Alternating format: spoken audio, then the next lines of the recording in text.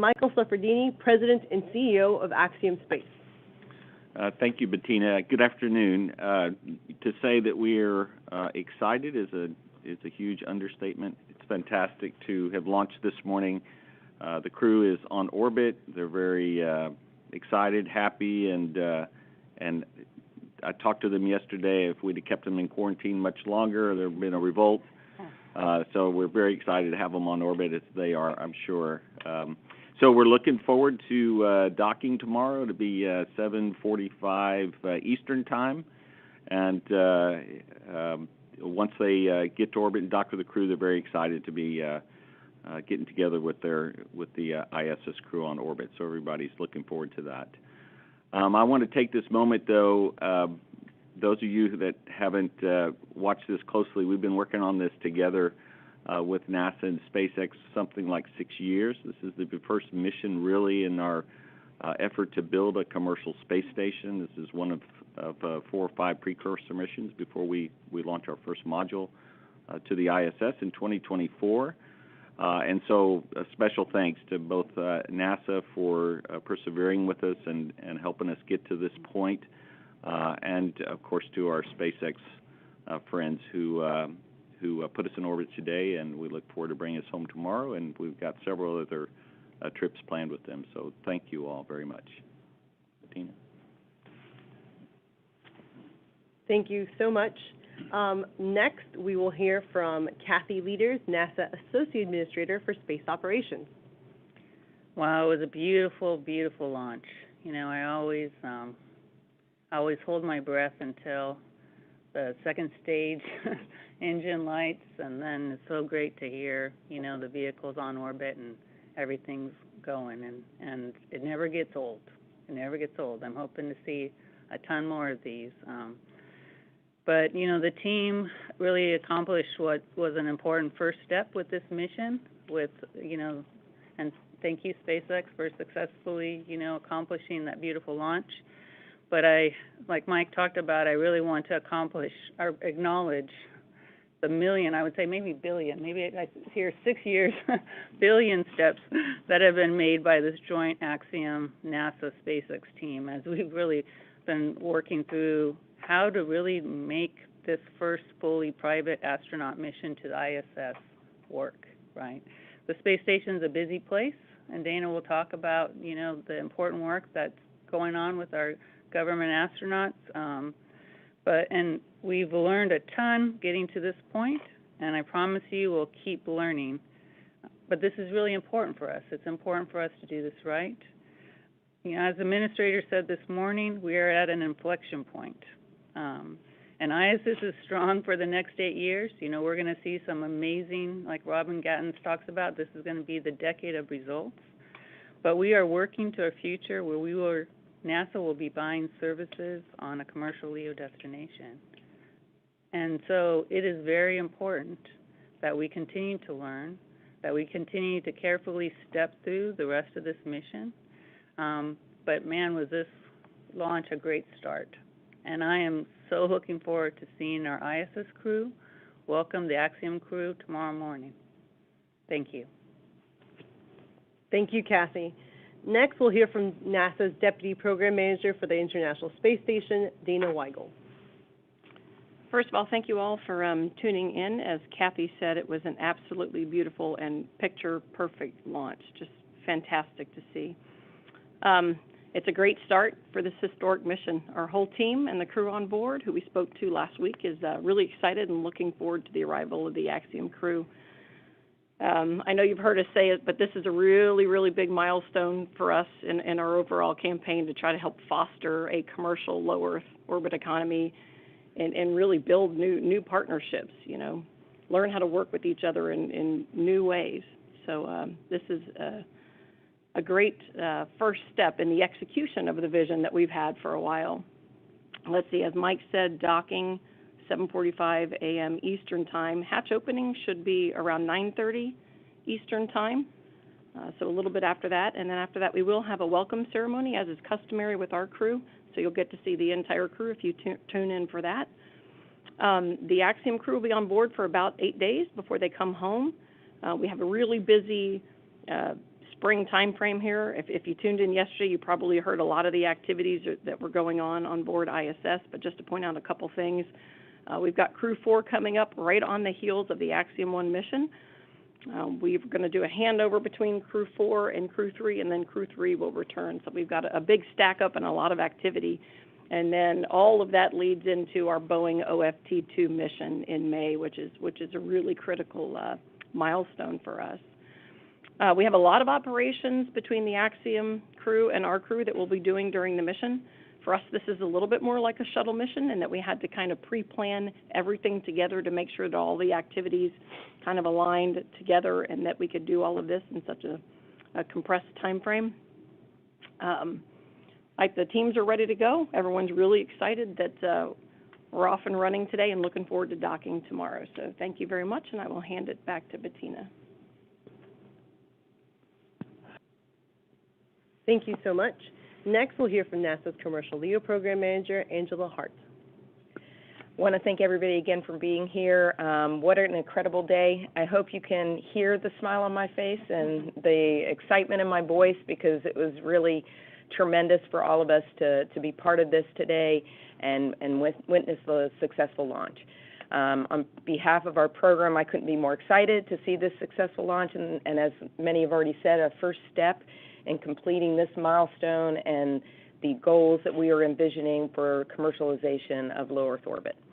We look forward to seeing the safe arrival of the AS-1 crew and really watching them execute a very packed schedule of mission objectives that is very important, again, to our commercialization plans and efforts, as well as Axiom's.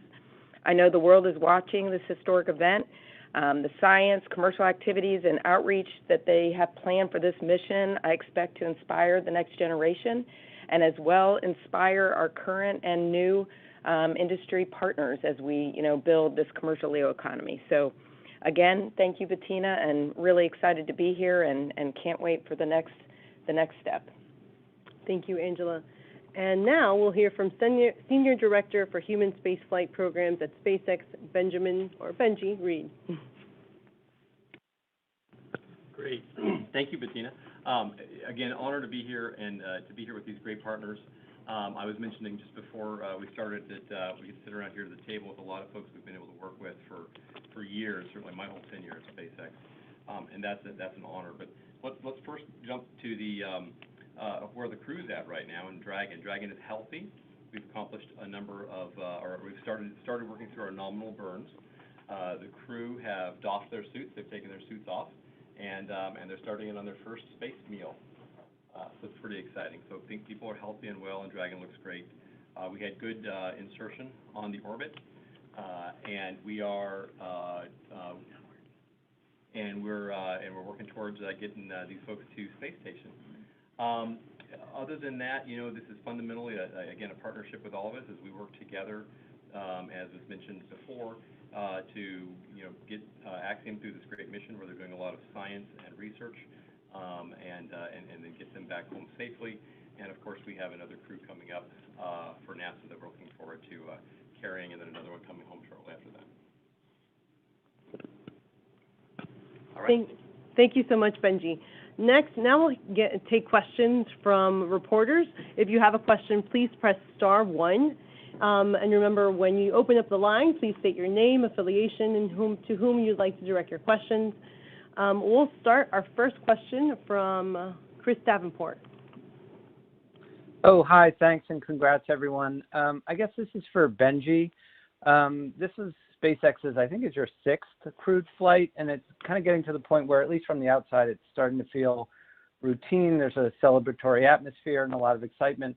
But I wonder if you could talk a little bit about how you guard against complacency as you hit this high cadence and obviously have another crewed flight coming up this month. Thanks. Hi, Chris. Good question. You used 2 words there that I think we should really caution, routine and complacency. It is not routine. In fact, one of my colleagues was saying every time we do one of these crew launches, he feels like it takes a few years off of his life. It's that serious, and we have to take this. We've called it a sacred responsibility before, and it is. Every single launch matters in general for all of our customers, and every time we have people on board matters even more. And so we take that seriously. All of the teams understand that. We remind ourselves of that, remind each other of that, and we walk through the steps each time, and we look at what did we do well, what can be improved, and we take efforts to make sure everybody is well trained and well aware of the right things to do each time and how we're improving those steps. So much of it's about awareness, and it's definitely about fighting that complacency. Everything matters every single time. Thank you. Our next question will come from Marcia Dunn. Marcia? Yes, hi. A question for Dana. I know Crew 4 is coming up fast. I've seen April 21st, maybe the 23rd. Which are you leaning toward? And how long can Crew 3 stay up there before they have to come home? And, you know, there would be no American on board if you don't have this handover. So I guess this is really crucial for the handover. And what would happen if you didn't have the handover? Would the 3 Russians be able to operate things until someone got up there from NASA? Let's see, Marcia, I will do my best to remember all 5 of those questions. Let's see. You know, as I think you heard yesterday, we have a really tight schedule. You know, I mentioned the Boeing OFT-2 mission, 3rd week of May. You know, that's really important. And so if I back up from that, there's a lot of activity that we're all trying to work together to accomplish between now and then, including, as you pointed out, the Crew 4 and Crew 3 handover, which is important to us. You know, we are able to do indirect crew handover, but it's a lot less efficient for us. We end up spending a lot of time from the ground working with the crew to kind of help supplement for handover. So anytime we can, we really want to have the crew on board who's got all the direct experience handing over to the crew. So that indeed is our plan. We're looking at doing a 5-day handover there. Backing up, let's see, you asked about Crew 4 launch. We're still working to a 4/21. There's a really aggressive schedule, and I think Benji can share with you some of their highlights about the road to and what it takes to get from turning around from an Axiom launch to the Crew 4 launch. So that's a really critical timeline for them. One of the other keys is we have to keep options on the table and be flexible when we're dealing with weather, both for launching vehicles and bringing vehicles home. And so there's a lot of work that goes on between now and all those kind of final decisions and plans to really make sure we've got the right opportunities and right windows. There are other things on board Station 2 that we have to work around. We've got a Russian EVA, for example, and so all of that's factored into all the decisions. I think you asked, I'll let Benji talk about the vehicle itself in terms of number of days that the spacecraft could stay on orbit from a station standpoint. I think that's a different answer. I'm not sure if you were asking about the vehicle or about the actual crew duration. But let me answer the Russian onboard question. Since you asked how much could we do without our crew on board, I'll answer that and then I'll hand it off. But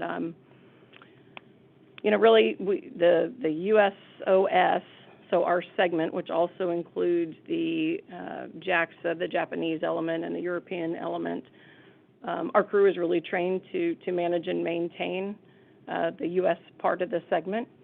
And so the Russian crew is really trained to operate their part of the segment.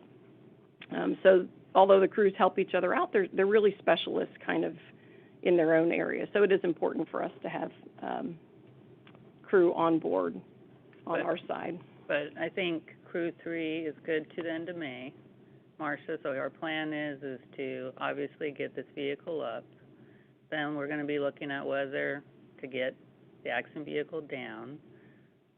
Benji and the team are working really hard to hold vehicle readiness to April 21st.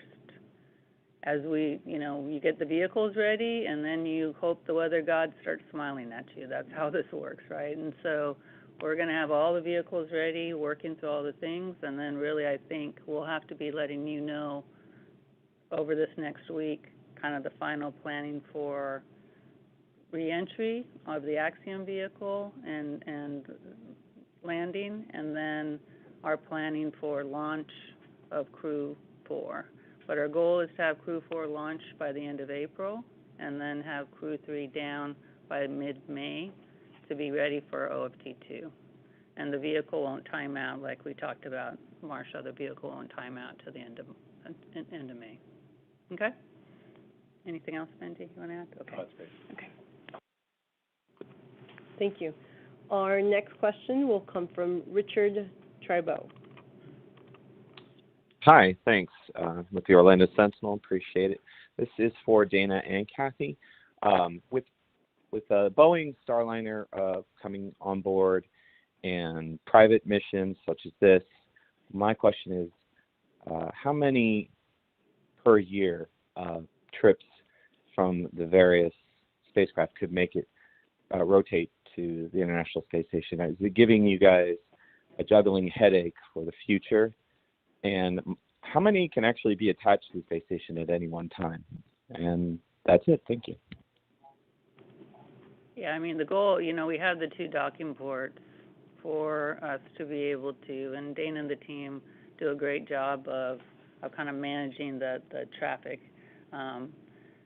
This is, for us, this is kind of a great problem to have, and we've been working on it, like we've talked about, we've been working on it for 5 to 6 years, and so already the team, we need to have 2 increment crew flights, obviously, to make sure that we've got a vehicle up and a lifeboat for the crew members that the vehicle took up, always docked on orbit. And so what that does is that leaves another docking port then free for cargo missions and these Axiom missions for us to be able to use.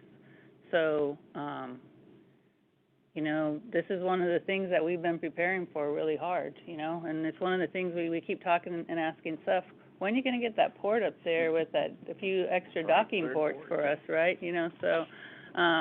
But like I said, I think this is one of those good problems that we've been wanting to have for a while, and it's good to see us staring in the face. So we're aiming for, 2 potential for 2 private astronaut missions a year, but we're going to learn. We've learned a lot from working this one in, and we'll learn more going forward on how to make it more efficient, just like we did with the cargo and the crew missions.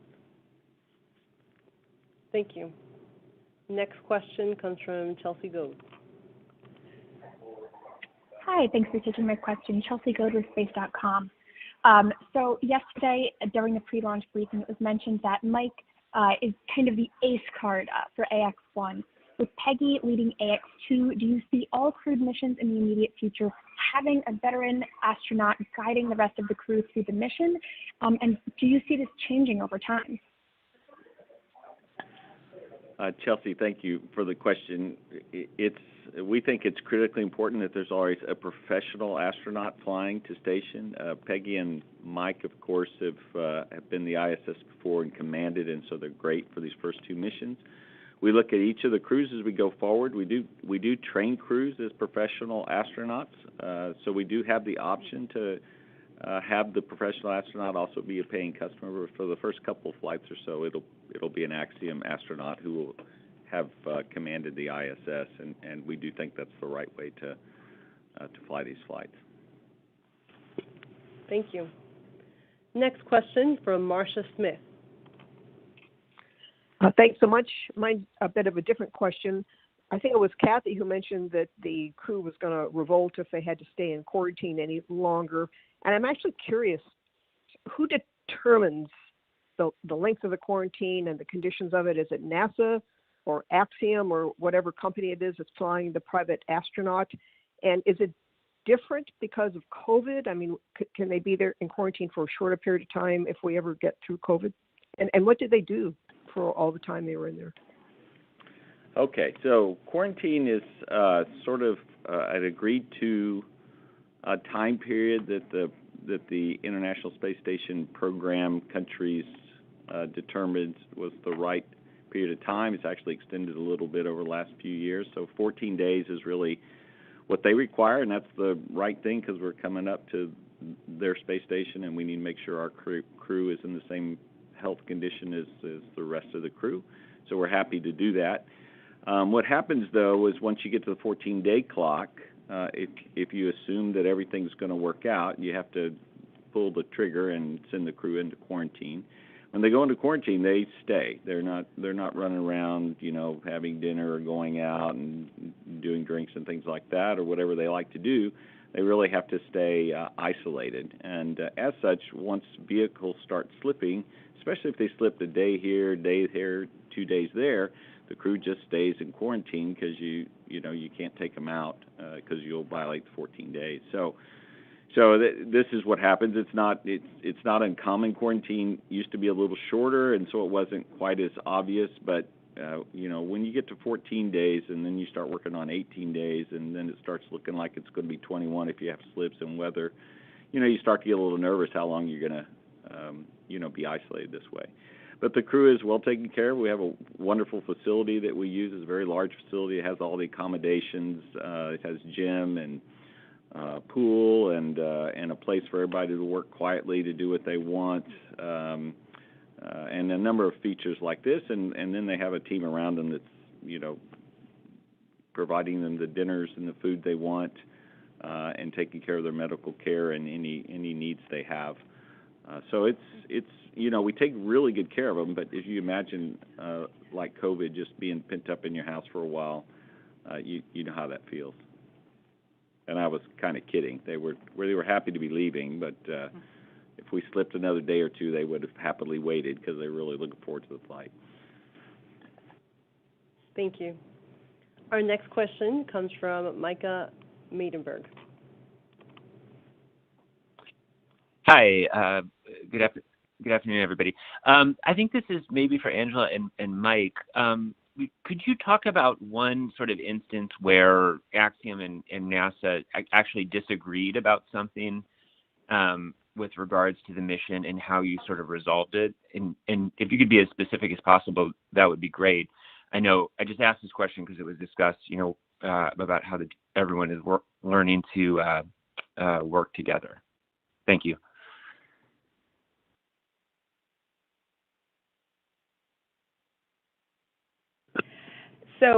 So what I would say is there's lots of ideas of things folks want to do on orbit.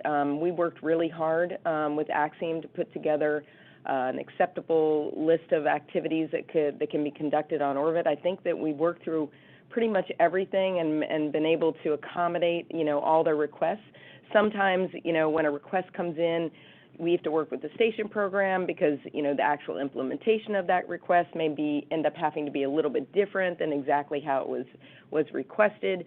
Axiom's being quite aggressive, and the folks going up there really want to accomplish a lot of work while they're up there, and so we've had to work through all that. We're really excited to see all of the activities they're doing. They're doing over 24 science experiments. They have probably about the same number of commercial activities, and many into the over 50 hours of video media outreach activities. And so it was just a large amount of items to go through. So I wouldn't say it was so much disagreements, but working through the details and how to make sure that was accomplished on station without impacting ISS operations, and honestly working within the NASA policies associated with what we can and can't do on ISS. And I don't know if Mike wants to add anything. Yeah, so, this is, I wouldn't say that, well, let's just back up. We're both trying to accomplish the same objective. And so it really is, when you get into a room together to work through challenges, it's not like either of us can walk away. We're in it to solve the problem because we're trying to create this commercial economy in low Earth orbit. And so a good example is, as you know, NASA being a national asset, and the crew members on orbit are government employees, commercializing anything is kind of hard. So we as a company, of course, would like to do sponsorship activities where you promote a vendor. Somebody comes to us and says, "Hey, we want you to promote this product on orbit." Well, that's very hard to do in a I'll call it a government facility. There's rules against that because that asset is really owned by the government, which means everybody helped pay for it, and you can't really show favoritism that way. So that's one of those things that we had to work through very carefully And you heard Angela talk about every single one of those had to be worked through, which is, challenging for us and challenging for NASA, but that's what we did. We worked through it together. So that's the way I'd couch it. It's hard because we're trying to do what we need to do commercially, and NASA is trying to accommodate that within the policies and laws that they have to work within. And I just want to clarify, I made the comment that they have a very aggressive schedule. I would say ambitious.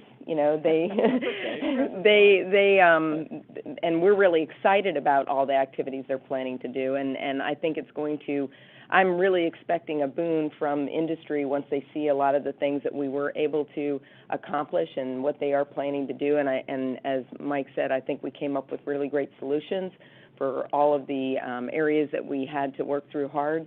And I really think they're going to have a really successful mission and do some things that we haven't seen before. So excited for all that. Thank you. As a reminder, if you have a question, if you're a reporter that has a question, please press *1. Please press *1 to ask your question. Our next reporter is Kenneth Chang with the New York Times. Hi, thank you. This is, I believe, for Dana and Derek. I was wondering, is there any way to describe what a typical day for one of the Axiom astronauts will be on station? Is their sleeping and eating schedules going to be aligned with the other crew members, or is it going to be staggered so that they're not overlapping with everyone else? And can you give me some breakdown of what fraction of the time will be on research, what fraction of time will be other activities, and how much time they have for themselves? Thank you. Well, let's see, when they first get on board, their first about day and a half actually looks pretty similar to what we do with our crew. As you can imagine, safety of the crew and their awareness of where to find the emergency equipment and how to respond for different scenarios is really important. And so shortly after they dock, they'll spend time kind of going through some of those critical items, and then they go through a period of handover where they get familiarized with the actual equipment on board, the toilet, the food preparation area, things that they will need for daily living and kind of life on board. So that actually looks pretty similar to what our crews do for the first day and a half. And then after that, they kind of have a mix of different activities. The schedules, because we have so many people on board, the teams do their best job to kind of make sure that, for example, if the Axiom crew is using one of our payload facilities, which they are, that we don't schedule the NASA use of that facility. And so it's a very, it's more than a 1,000-piece puzzle, I'll put it that way, right, to fit all that together. We do like to have meal times align, and so we try to do that where we can. In fact, they are going to share a meal together, but sometimes the scheduling doesn't allow the overlap, and so the lunches kind of tend to be where we can fit them in, but then they're all off together kind of for dinner time and evening meals. Angela talked a little bit about what they're doing, but they've got, over 24 experiments, so they will be using a combination of different things on board. That's very similar to kind of how our crew is scheduled and planned. They'll also do a number of outreach and media-related events. They've got a lot of them in a very short time frame. Again, similar to what we do, though I'd say ours are probably a lot more spaced out. And I'm not Derek, but, Dana said it all very well. Really, it's an integrated timeline. It's a short period of time. As Angela said, we have a very full timeline. So it's not quite as busy as shuttle flights were, but it is pretty darn busy. And then we want to make sure the timeline is integrated with crew, because you don't want us up banging around while the crew's trying to sleep and vice versa. So it's really good to get things aligned so that they're pretty much sleeping at the same time. They do want to eat together. Camaraderie on orbit's a big thing. And then there are pockets of time where the crews are off doing things that don't interfere with what's going on ISS, but it's planned. So the ISS guys know what they're doing, or at least that they don't have to provide any services at that time specifically to them. So it is an integrated plan, and they'll basically work together throughout the period. Thank you. I know that one of my favorite little factoids I learned from the mission is this multinational crew represents 4 countries doing outreach in 5 languages. So it's pretty impressive, all the things that we're doing. Our next question will come from Lucy Alberg from AFP. Hi, thanks for taking my question. For Mike, I was wondering, why are there no women among the crew members? Were there maybe less women candidates? Is it hard to find women candidates, and are you hoping to fly women on AX-2? Thank you. Well, to answer your last question, the commander for AX-2 is a woman. So I can control that part. It's about customers that come to us and ask to fly. We'll fly, if they meet the qualifications to fly, then we certainly will fly them. We didn't have any female customers come to us for the first flight, and so that's why we ended up with the complement that we had. But as I said, our commander for AX-2 is a woman, so we'll look forward to that flight. Peggy Whitson, an amazing astronaut. Our next question is from Zachary Albert. Yes, thank you so much, Zachary Albert with the Launchpad News. Congratulations on a beautiful launch today. My question was wondering, what's the mission control and launch control like now working with NASA and SpaceX, but also we saw during the launch looking into Axiom Space's kind of control room. Who's handling what through this mission? What can we expect kind of each department to be handling? And what controls will Axiom Space have of the International Space Station while their crew's on board? Thank you. So for Ascent, on orbit, on its way to ISS, and return is all under SpaceX control. We are responsible for the crew, but the responsibility of the crew is within the bounds of what's required to safely operate the ship, and so we follow SpaceX's lead on that. When we get to the ISS, the big ISS is managed by the International Space Station program, and therefore we're under the auspices of the lead flight director and the commander on board, and our timeline is integrated into that. So when our guys are working things, we have direct access to the crew to help them work through the issues they have. But in solving their issues, if we have to do something different on ISS than we had planned, then we work that through the lead flight director, and they ultimately give us authority to do things we want to do. So that's how that's set up. Thanks. If you have a question, if you're a reporter on the line, you can press *1 if you have a question. Our next question comes from Ray Villar. I'm sorry, mispronouncing your name, WOFL TV. Ray, are you on the line? Hi there, it's me. My question is, I know that we talk about experiments a lot, and just kind of in layman's term, want to explain to folks watching what the experiments are. If you could just kind of give us an idea of exactly what type of experiments are they doing and how that's going to benefit us here on Earth. Well, I'd like to tell you that as CEO, I can tell you exactly what's going on with every experiment on this flight, but I'm not able to do that. I can tell you that there's stem cell and cancer-related research going on. There's aging research going on. We have self-assembly of structures experiment. We have actually there's another separate research on gene therapy to stop the growth of cancer.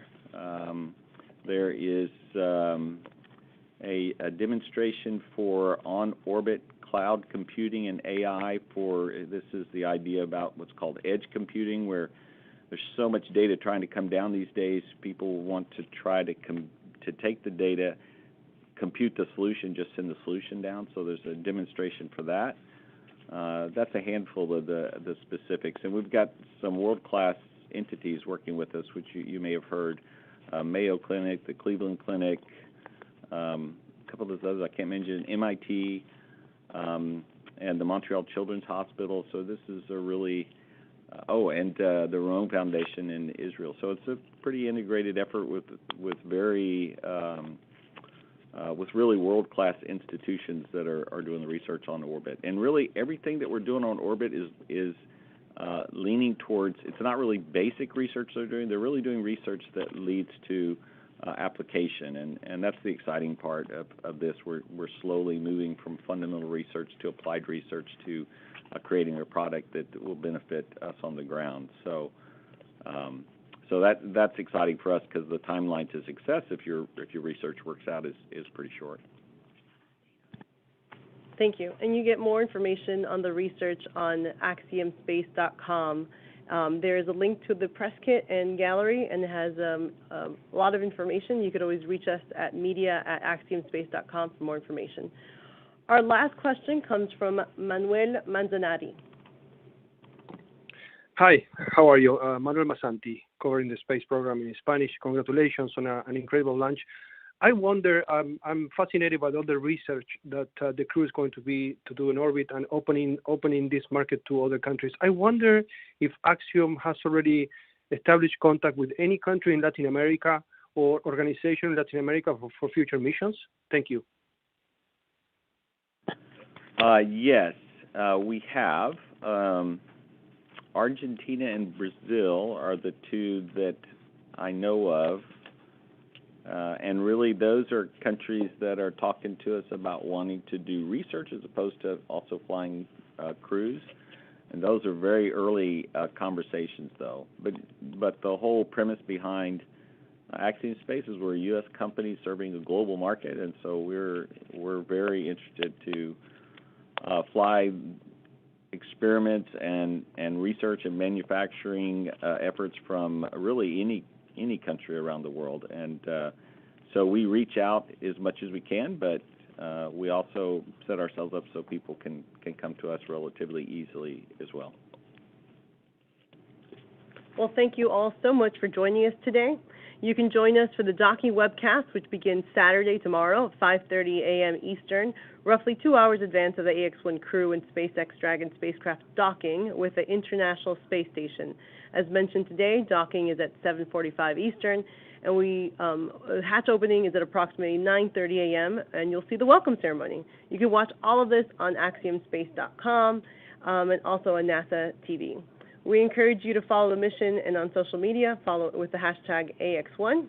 And if you are unable to get a question answered, please email us at media@axiomspace.com. Thank you so much, and go Ax-1.